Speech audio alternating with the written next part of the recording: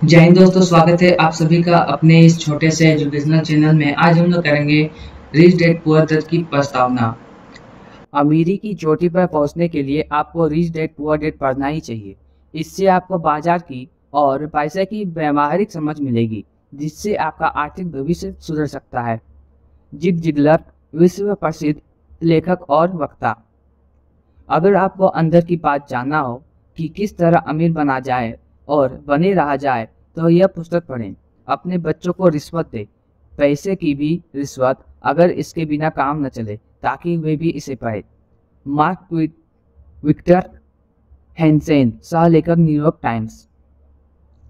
Rich dad poor dad पैसे पर लिखी गई कोई साधारण किताब नहीं है। यह पढ़ने में आसान है और इसके मुख्य सबक, जैसे अमीर बनने में एकाग्रता और हिम्मत की जरूरत होती है, बहुत ही आसान है। Honolulu magazine. काश कि मैंने यह पुस्तक अपनी जवानी में पढ़ी होती, या शायद इससे भी अच्छा यह होता कि यह पुस्तक मेरे माता पिता ने पढ़ी होती। यह तो इस तरह की पुस्तक है कि आप इसकी एक ही कॉपी अपने हर बच्चे को दे सकते हैं और कुछ कॉपी खरीद कर रख ले सकते हैं, ताकि जब आपके नाती पोती हो और वे 8 या 9 साल के हो जाए, तो आप इसे उपहार में दे सके। शिव ब्रॉन। Rich dad poor dad America का शॉर्टकट नहीं बताती, यह सिखाती है कि आप पैसे की समझ कैसे विकसित करें, किस तरह अपनी पैसे की जिम्मेदारियां निभाएं और इसके बाद किस तरह अमीर बने। अगर आप अपनी आर्थिक प्रतिभा को जगाना चाहते हैं तो इसे जरूर पढ़ें। डॉक्टर एड कोकेन। काश कि मैंने यह पुस्तक 20 साल पहले पढ़ी होती। लेरिसन क्लार्क, डायमंड की हॉन्स। जो भी आदमी भविष्य में अमीर बनना चाहता है, उसे अपनी शुरुआत रिच डैड पुअर डैड से करना चाहिए।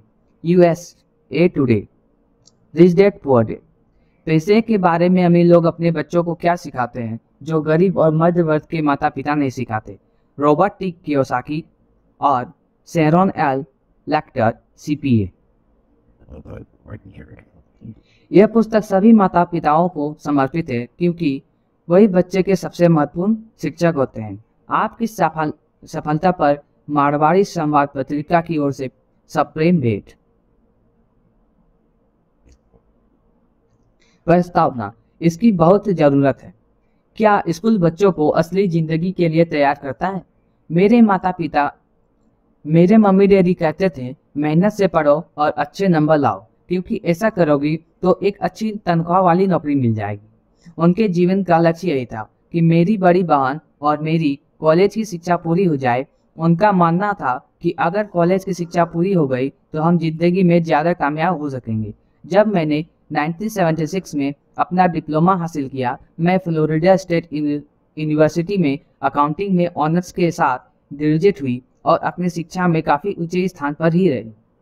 तो मेरे मम्मी डैडी का लक्ष्य पूरा हो गया था। यह उनकी ज़िंदगी की सबसे बड़ी उपलब्धि थी। मास्टर प्लान के हिसाब से मुझे एक बिग आर्ट अकाउंटिंग फर्म में नौकरी मिल गई थी। अब मुझे उम्मीद थी एक लंबे करियर और कम उम्र में रिटायरमेंट की। मेरे पति माइकल भी इसी रास्ते पर चले थे। हम दोनों ही बहुत मेहनती परिवारों से आए थे, जो बहुत अमीर नहीं थे। माइकल ने ऑनर्स के साथ ग्रेजुएशन किया था, एक बार नहीं बल्कि 2 बार। पहली बार इंजीनियर के रूप में और फिर लॉ स्कूल से। उन्हें जल्द ही पेटेंट लॉ में विशेषज्ञता रखने वाली वाशिंगटन DC की एक मानी हुई लॉ फर्म में नौकरी मिल गई और इस तरह उनका भविष्य भी सुनहरा लग रहा था। उनके करियर का नक्शा साफ था और वह बात तय थी कि वे भी जल्दी रिटायर हो सकते थे। हालांकि हम दोनों ही अपने करियर में सफल रहे, परंतु हम जो सोचते थे हमारे साथ ठीक वैसा ही नहीं हुआ। हमने कई बार नौकरियां बदली, हालांकि हर बार नौकरी बदलने के कारण सही थे, परंतु हमारे लिए किसी ने भी पेंशन योजना में निवेश नहीं किया। हमारे रिटायरमेंट फंड हमारे खुद के लगाए पैसों से ही बढ़ रहे थे। हमारी शादी बहुत सफल रही है और हमारे 3 बच्चे हैं। उनमें से 2 कॉलेज में हैं और तीसरा अभी हाई स्कूल में ही गया है। हमने अपने बच्चों को सबसे अच्छी शिक्षा दिलाने में बहुत सा पैसा लगाया। 1996 में एक दिन मेरा बेटा स्कूल से घर लौटा। स्कूल से उसका मोहभंग हो गया था। वह पढ़ाई से ऊब चुका था। मैं उन विषयों को पढ़ने में इतना ज़्यादा समय क्यों बर्बाद करूं जो असल जिंदगी में मेरे कभी काम नहीं आएंगे। उसने विरोध किया। बिना सोचे विचारे ही मैंने जवाब दिया, क्योंकि अगर तुम्हारे अच्छे नंबर नहीं आए तो तुम कभी कॉलेज नहीं जा पाओगे। चाहे मैं कॉलेज जाऊं या न जाऊं, उसने जवाब दिया, मैं अमीर बनकर दिखाऊं। अगर तुम कॉलेज से ग्रेजुएट नहीं होगे तो तुम्हें कोई अच्छी नौकरी नहीं मिलेगी। मैंने एक माँ की तरह चिंतित और आतंकित होकर कहा, बिना अच्छी नौकरी के तुम किस तरह अमीर बनने के सपने देख सकते हो। मेरे बेटे ने मुस्कुराकर अपने सिर को बोरियत भरे अंदाज में हिलाया। हम यह चर्चा पहले भी कई बार कर चुके थे। उसने अपने सिर को झुकाया और अपनी आंखें घुमाने लगा। मेरी समझदारी भरी सलाह एक बार फिर उसके कानों से भीतर नहीं गई थी। हालांकि वह स्मार्ट और प्रबल इच्छा शक्ति वाला युवक था, परंतु वह नम्र और शालीन भी था। मम्मी, उसने बुलाना शुरू किया और भाषण सुनने की बारी अब मेरी थी। समय के साथ चलिए, अपने चारों तरफ देखिए। सबसे अमीर लोग अपनी शिक्षा के कारण इतने अमीर नहीं बनते हैं। माइकल जॉर्डन और मैडोना को देखो। यहाँ तक कि बीच में ही हार्वर्ड छोड़ देने वाले बिल गेट्स ने माइक्रोसॉफ्ट कायम किया। आज वे अमेरिका के सबसे अमीर व्यक्ति हैं और अभी उनकी उम्र भी 30 से 40 के बीच ही है। और उस बेसबॉल पिचर के बारे में तो आपने सुना ही होगा, जो हर साल $40 लाख से ज्यादा कमाता है, जबकि उस पर जिंदगी तौर पर कमजोर होने का लेवल लगा हुआ है। हम दोनों काफी समय तक चुप रहे। अब मुझे यह समझ में आने लगा था कि मैं अपने बच्चे को वही सलाह दे रही थी जो मेरे माता पिता ने मुझे दी थी। हमारे चारों तरफ की दुनिया बदल रही थी, परंतु हमारी सलाह नहीं बदली थी। अच्छी शिक्षा और अच्छे ग्रेड हासिल करना अब सफलता की गारंटी नहीं रह गए। और हमारे बच्चों के अलावा यह बात किसी की समझ में नहीं आई थी। मम्मी, उसने आगे कहा, मैं आपकी और डैडी की तरह कड़ी मेहनत नहीं करना चाहता। आपको काफी पैसा मिलता है और हम एक शानदार मकान में रहते हैं जिसमें बहुत से कीमती सामान है। अगर मैं आपकी सलाह मानूंगा तो मेरा हाल भी आपकी ही तरह होगा। मुझे भी ज्यादा मेहनत करनी पड़ेगी ताकि मैं ज्यादा टैक्स भर सकूं और कर्ज में डूब जाऊं। वैसे भी आज की दुनिया में नौकरी की सुरक्षा बची नहीं है। मैं यह जानना चाहता हूं कि छोटे और सही आकार की फर्म कैसे होती हैं। मैं यह भी जानना चाहता हूं कि आज के दौर में कॉलेज के स्नातकों को कम तनख्वाह मिलती है, जबकि आपके जमाने में उन्हें ज्यादा तनख्वाह मिला करती थी। डॉक्टरों को देखिए, वे अब उतना पैसा नहीं कमाते जितना पहले भी कमाया करते थे। मैं जानता हूं कि मैं रिटायरमेंट के लिए सामाजिक सुरक्षा या कंपनी की पेंशन पर भरोसा नहीं कर सकता। अपने सवालों के मुझे नए जवाब चाहिए। वह सही था, उसे नए जवाब चाहिए थे, और मुझे भी। मेरे माता पिता की सलाह उन लोगों के लिए सही हो सकती थी जो 1945 के पहले पैदा हुए थे, पर यह उन लोगों के लिए विनाशकारी साबित हो चुका था जिन्होंने तेजी से बदल रही दुनिया में जन्म लिया था। अब मैं अपने बच्चों से यह सीधी सी बात नहीं कर सकती थी, स्कूल जाओ, अच्छे ग्रेड हासिल करो और किसी सुरक्षित नौकरी की तलाश करो। मैं जानती थी कि मुझे अपने बच्चों की शिक्षा को सही दिशा देने के लिए नए तरीकों की खोज करनी होगी। एक माँ और एक अकाउंटेंट होने के नाते मैं इस बात से परेशान थी कि स्कूल में बच्चों को धन संबंधी शिक्षा या वित्तीय शिक्षा नहीं दी जाती। हाई स्कूल खत्म होने से पहले ही आज के युवाओं के पास अपना क्रेडिट कार्ड होता है। यह बात अलग है कि उन्होंने कभी धन संबंधी पाठ्यक्रम में भाग नहीं लिया होता है और उन्हें यह भी नहीं पता होता है कि इसे किस तरह निवेश किया जाता है। इस बात का ज्ञान तो दूर की बात है कि क्रेडिट कार्ड पर चक्रवृद्धि ब्याज की गणना किस तरह की जाती है। इसे आसान भाषा में कहें तो उन्हें धन संबंधी शिक्षा नहीं मिलती और यह ज्ञान भी नहीं होता कि पैसा किस तरह कमा सकते हैं। इस तरह वे उस दुनिया का सामना करने के लिए भी तैयार नहीं हो पाते जो उनका इंतजार कर रही है। एक ऐसी दुनिया जिसमें बचत से ज्यादा महत्व खर्च को दिया जाता है। जब मेरा सबसे बड़ा बेटा कॉलेज के शुरुआती दिनों में अपने क्रेडिट कार्ड को लेकर कर्ज में डूब गया तो मैंने उसके क्रेडिट कार्ड को नष्ट करने में उसकी मदद की। साथ ही मैं ऐसी तरकीब भी खोजने लगी जिससे मेरे बच्चों में पैसे की समझ आ सके। पिछले साल एक दिन मेरे पति ने मुझे अपने ऑफिस से फोन किया। मेरे सामने एक सज्जन बैठे हैं और मुझे लगता है कि तुम उनसे मिलना चाहोगी। उन्होंने कहा। उनका नाम रॉबर्ट कियोसाकी है।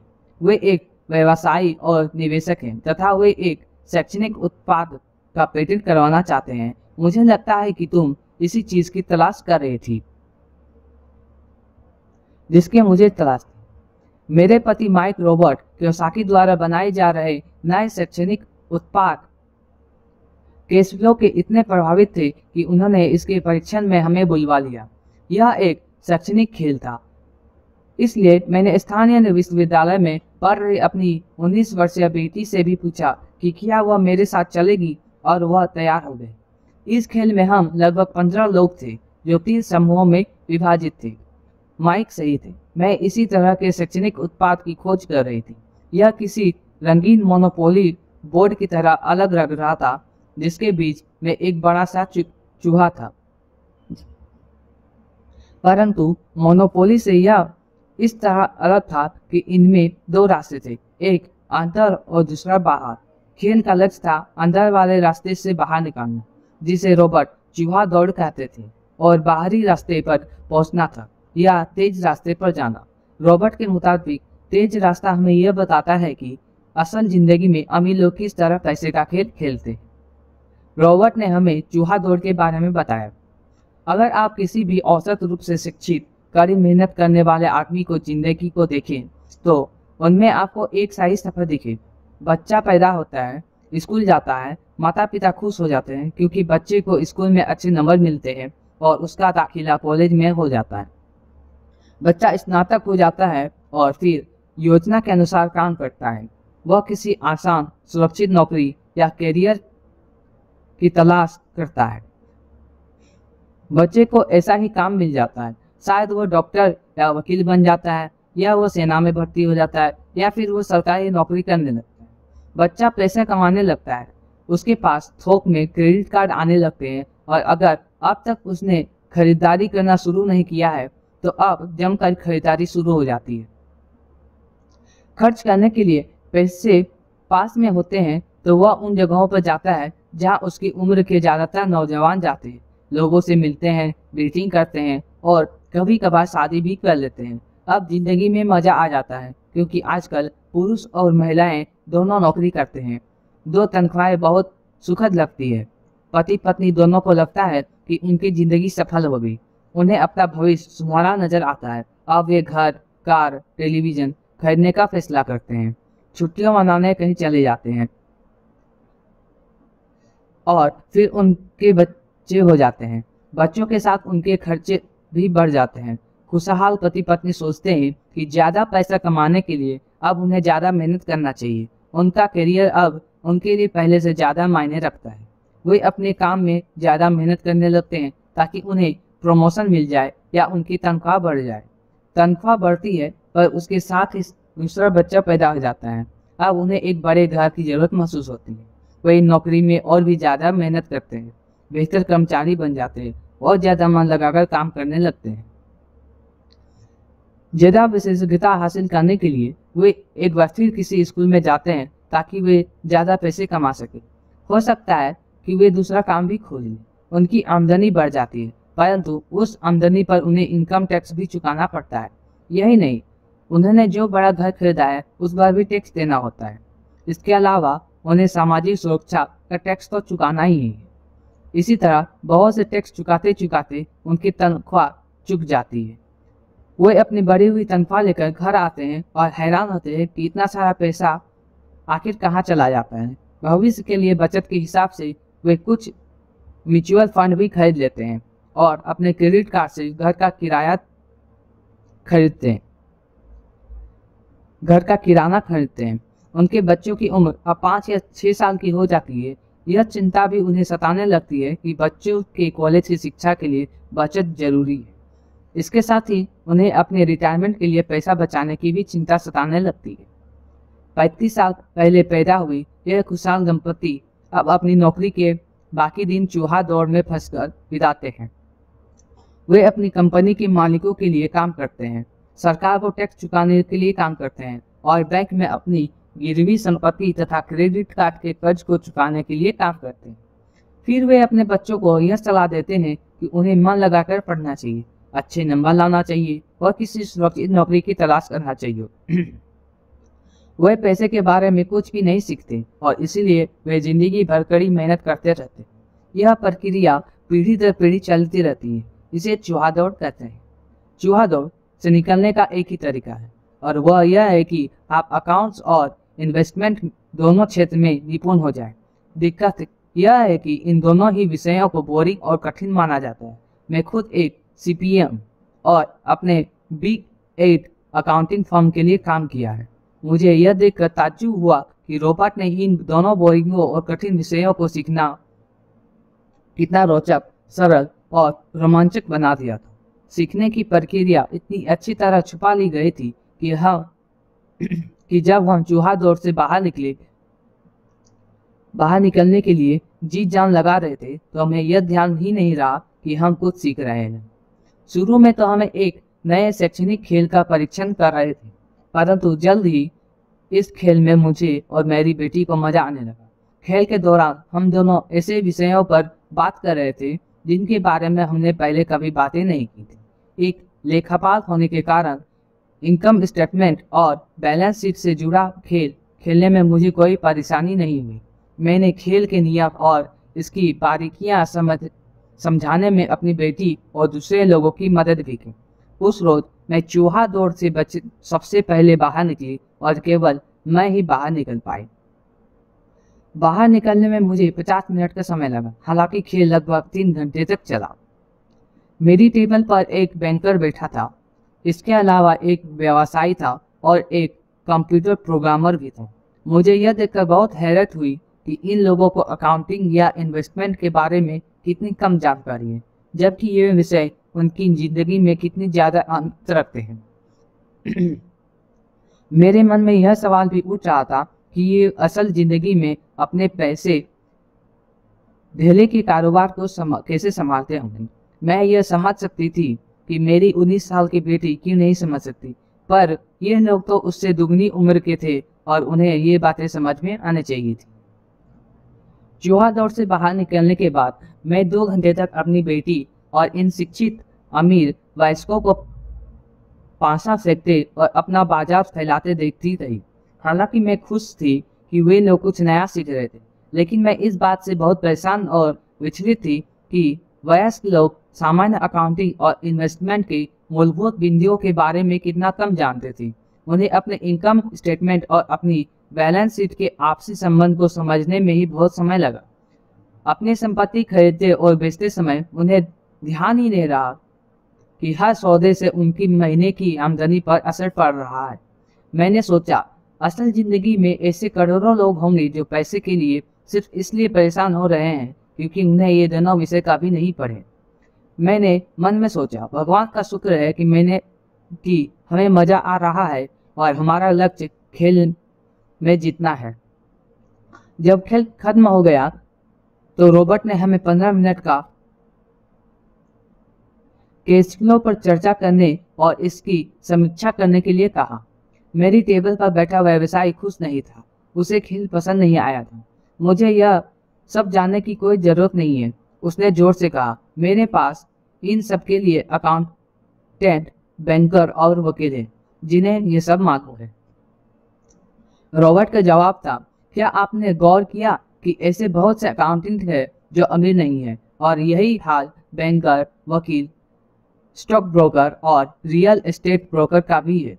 वे बहुत कुछ जानते हैं और प्राय वे लोग स्मार्ट होते हैं, परंतु उनमें से ज़्यादातर अमीर नहीं होते, क्योंकि हमारे स्कूल में वो सब नहीं सिखाते जो अमीर लोग जानते हैं। इसलिए हम इन लोगों से सलाह लेते हैं। परंतु एक दिन जब आप किसी हाईवे पर कार से जाते हैं, आप ट्रैफिक जाम में फंसते हैं, आप बाहर निकलने के लिए छटपटाते हैं। जब आप अपनी दाएं तरफ देखते हैं तो वहां आप देखते हैं कि आपका अकाउंटेंट भी उसी ट्रैफिक जाम में फंसा हुआ है। फिर आप अपनी बाएं तरफ देखते हैं और आपको वहां अपना बैंकर भी उसी हाल में नजर आता है। इससे आपको हालात का अंदाजा हो जाएगा। कंप्यूटर प्रोग्रामर भी इस खेल से प्रभावित नहीं हुआ था। यह सीखने के लिए मैं सॉफ्टवेयर खरीद सकता हूँ। बैंकर जरूर प्रभावित हुआ था। मैंने स्कूल में अकाउंटिंग सीखा था, परंतु मैं अब तक यह नहीं समझ पाया था कि इसे असल जिंदगी में किस तरह काम में लाया जाए। अब मैं समझ गया हूँ।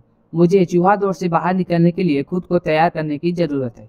परंतु मेरी पुत्री के विचारों से मैं सबसे ज्यादा रोमांचित हुई। उसने कहा, मुझे सीखने में बड़ा मजा आया। मैंने इस बारे में बहुत कुछ सीखा है कि असल जिंदगी में किस तरह काम करता है और इसका निवेश किस तरह करना चाहिए। फिर उसने आगे कहा, अब मैं जानती हूँ कि मैं अपने काम करने के लिए किस तरह का व्यवसाय चुनूं, और यह व्यवसाय चुनने का कारण नौकरी की सुरक्षा, उससे मिलने वाले फायदे या तनख्वाह नहीं होगी। अगर मैं इस खेल में सिखाई जाने वाली बातें सीख जाती हूँ तो मुझे कुछ भी करने की आज़ादी तो मैं कुछ भी करने के लिए आज़ाद हूँ, और वह सीखने के लिए आज़ाद हूँ जो मैं दिल से सीखना चाहती हूँ। अभी तक मुझे उस चीज़ को सीखना पड़ता था जिससे मुझे नौकरी पाने में मदद मिली। अगर मैं यह खेल सीख जाती हूँ तो मुझे नौकरी की सुरक्षा और सामाजिक सुरक्षा की ज़्यादा चिंता नहीं होगी, जैसे कि मेरी बहुत सी सहेलियों को होती है। खेल खत्म होने के बाद मुझे रॉबर्ट से बात करने के लिए ज़्यादा समय नहीं मिला। हमने उनकी योजना पर आगे बातें करने के लिए बाद में मिलने का फैसला किया। इतना तो मैं जानती थी, इस खेल के बहाने रॉबर्ट यह चाहते थे कि लोगों से पैसे की बेहतर समझ विकसित हो जाए। यही कारण था कि मैं उनकी योजनाओं के बारे में ज़्यादा जानने के लिए उत्सुक थी। मेरे पति और मैं रॉबर्ट और उनकी पत्नी के साथ अगले हफ्ते डिनर मीटिंग रख ली। हालांकि यह हमारा पहला सामाजिक मेलजोल था, फिर भी हमें ऐसा महसूस हो रहा था जैसे हम एक दूसरे को बरसों से जानते हैं। हमने पाया कि हम में बहुत सी बातें एक जैसी हैं।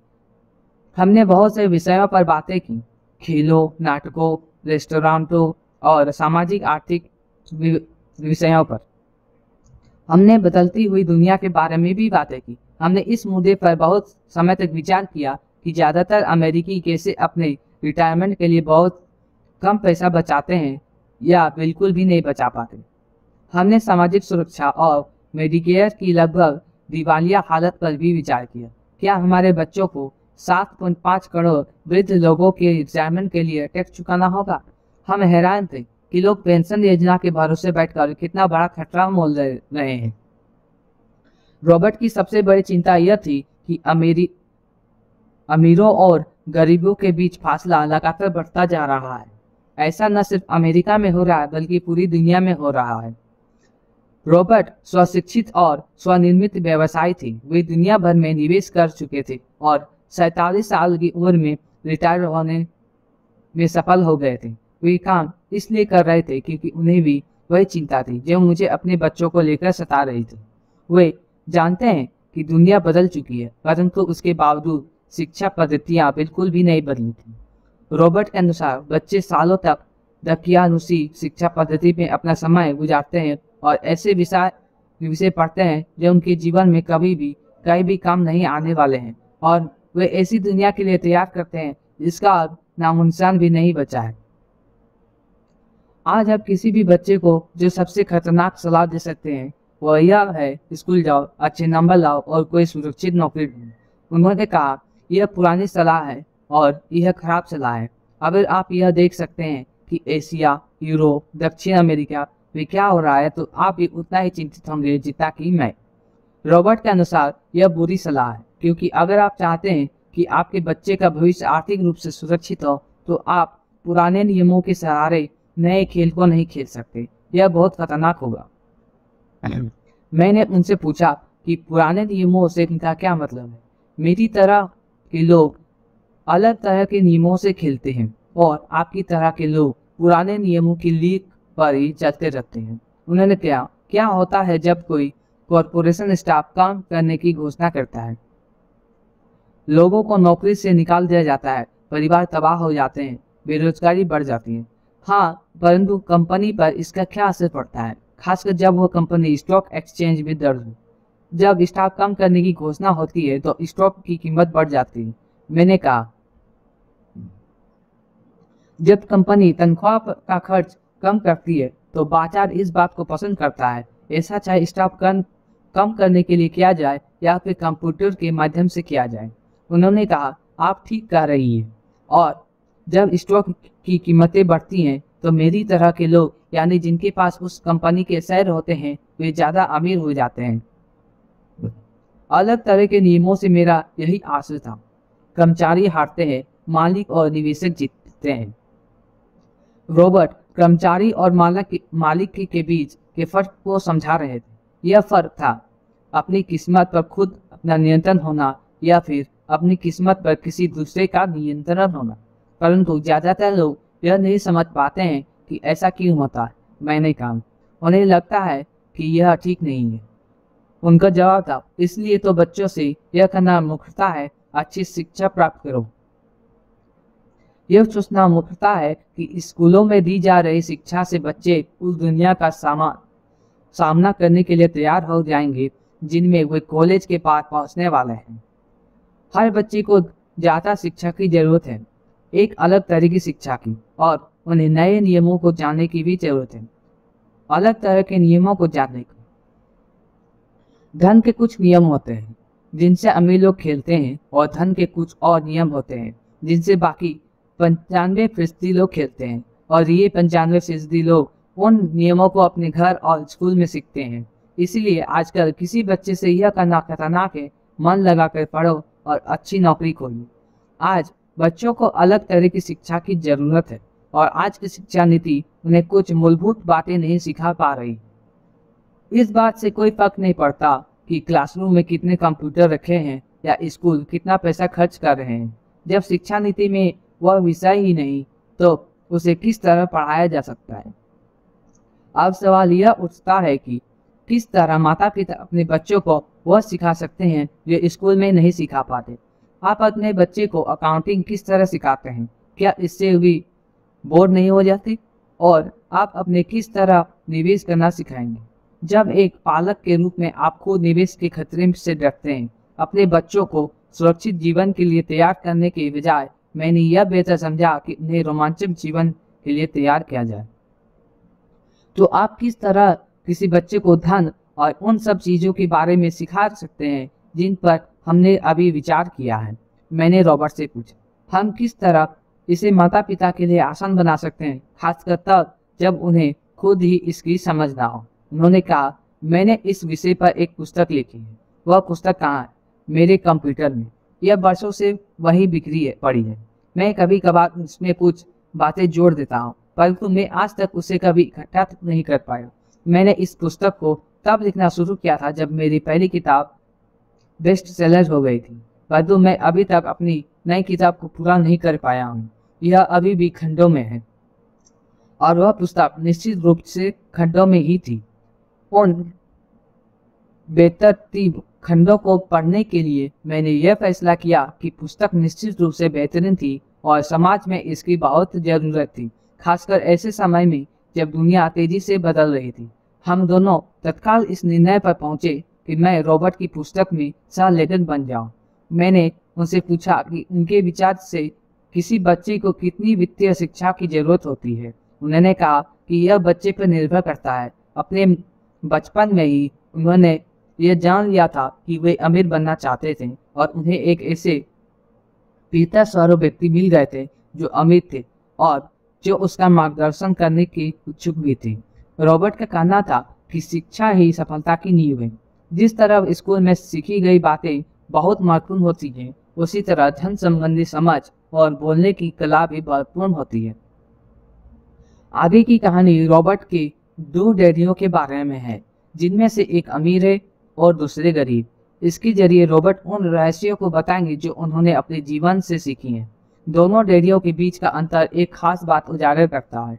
इस पुस्तक को मैंने पढ़ाया है, इसमें कुछ जोड़ा और घटाया है और इसे व्यवस्थित करने का काम किया है। जो अकाउंटेंट इस पुस्तक को पढ़ें उनसे मेरा यही कहना है कि वे अपने किताबी ज्ञान को एक तरफ रख दें और अपने जिंदगी में रॉबर्ट के सिद्धांतों को घुस जाने दें।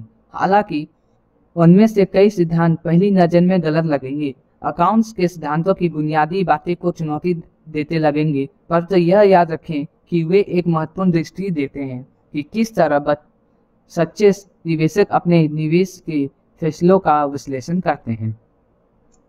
जब हम अपने बच्चों को स्कूल जाने, मेहनत से पढ़ने और अच्छी नौकरी पाने की सलाह देते हैं तो अक्सर हम ऐसा सांस्कृतिक आदतों के कारण करते हैं। ऐसा करना हमेशा सही चीज़ मानी गई है।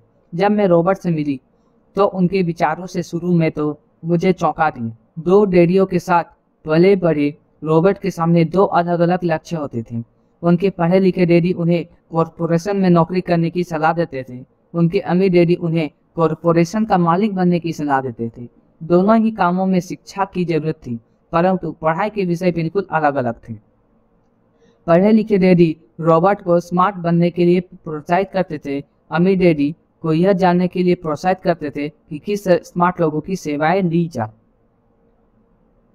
दो डैडियों के होने के से कई समस्या भी पैदा हुई। रॉबर्ट के असली डैडी हवाई राज्य में शिक्षा प्रमुख थे। जब रॉबर्ट 16 साल के हुए तो उन्हें इस बात की कोई खास चिंता नहीं सता रही थी। अगर तुम्हें अच्छे नंबर नहीं मिलते तो तुम्हें कोई अच्छी नौकरी नहीं मिलेगी। वे पहले से ही जानते थे कि उनके करियर का लक्ष्य था कॉरपोरेशन का मालिक बनना, न कि उसमें नौकरी करना। सच तो यह है कि अगर हाई स्कूल में समझदार और मेहनती परामर्शदाता नहीं मिला होता तो रॉबर्ट कभी कॉलेज नहीं गए होते। वे इस बात को मानते हैं वे दौलत कमाने के लिए बेताब थे, परंतु वे आखिरकार मान ही गए कि कॉलेज की शिक्षा से भी उन्हें फायदा हो सकता है। दरअसल इस पुस्तक में दिए गए विचार शायद बहुत से माताओं पिताओं को क्रांतिकारी और अतिशयोक्तिपूर्ण लगेंगे। कई लोगों को तो अपने बच्चों को स्कूल में रखने में ही काफ़ी मेहनत करनी पड़ती है, परंतु बदलते हुए समय को देखते हुए हमें नए और जोखिम भरे विचारों की तरफ ध्यान देने की जरूरत है। अपने बच्चों को कर्मचारी बनने की सलाह देने का मतलब यह है कि हम उन्हें जिंदगी भर अपनी खून पसीने की कमाई से इनकम टैक्स और भी ना जाने कितने टैक्स चुकाने की सलाह देते हैं, और इसके बाद भी पेंशन की कोई गारंटी नहीं। और यह सच है कि आज के ज़माने में टैक्स किसी व्यक्ति का सबसे बड़ा खर्च है। हकीकत में ज़्यादातर परिवार तो जनवरी से आधी मई तक सिर्फ अपने टैक्स चुकाने के लिए ही सरकार की नौकरी करते हैं। आज नए विचारों की बहुत ज़रूरत है और यह पुस्तक हमें नए विचार देगी। रॉबर्ट का दावा है कि अमीर लोग अपने बच्चों को अलग तरह की शिक्षा देते हैं। वे अपने बच्चों को घर पर सिखाते हैं, डिनर टेबल पर। हो सकता है कि वे विचार वे न हो जिन पर आप अपने बच्चों को के साथ बातें करते हो, परंतु उन पर नज़र डालने के लिए धन्यवाद।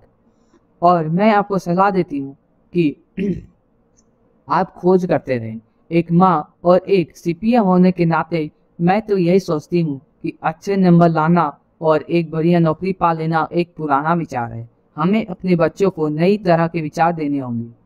हमें उन्हें अलग तरह की शिक्षा देना होगा। शायद हम अपने बच्चों को यह सिखाएं कि अच्छे कर्मचारी होने के साथ साथ वे अपना खुद का निवेश कॉरपोरेशन भी खोल सकें। दोनों का यह तालमेल बढ़िया रहे। एक माँ होने के नाते मुझे उम्मीद है कि यह पुस्तक सभी अभिभावकों के लिए फायदेमंद होगी। रॉबर्ट लोगों को यह बताना चाहते हैं कि कोई भी व्यक्ति अगर ठान ले तो अमीर बन सकता है। अगर आप एक माली या गेटकीपर हैं या पूरी तरह बेरोजगार हैं तो भी आप में खुद को और अपने परिवार के लोगों को धन संबंधी बातें सिखाने की काबिलियत है। यह याद रखें कि धन संबंधी वृद्धि वह दिमागी ताकत है, तरीका है जिससे हम अपनी धन संबंधी समस्या को सुलझाते हैं। आज हम ऐसे विश्वव्यापी तकनीकी परिवर्तनों का सामना कर रहे हैं जिनका सामना हमें आज से पहले कभी नहीं किया। किसी के पास भी जादू की पुड़िया नहीं है, परंतु एक बात तो तय है, ऐसे परिवर्तन हमारे सामने आने वाले हैं जो हमारे यथार्थ से परे हैं। कौन जाने भविष्य हमारे लिए क्या लाता है, पर जो भी हो हमारे पास दो मूलभूत विकल्प मौजूद है। या तो हम सुरक्षा की राह पर चले या फिर हम स्मार्ट बनकर खुद को धन संबंधी क्षेत्रों में शिक्षित करें और अपने बच्चों की धन संबंधी प्रतिभा को भी जागृत करें। Charon lateral, What my rich dad taught me about money। तो आज के लिए बस इतना ही। आगे की वीडियो देखने के लिए हमारे चैनल को सब्सक्राइब करें। यह प्रस्तावना अगर आपको अच्छी लगी हो तो वीडियो को शेयर करना ना भूलें। तब तक के लिए जय हिंद।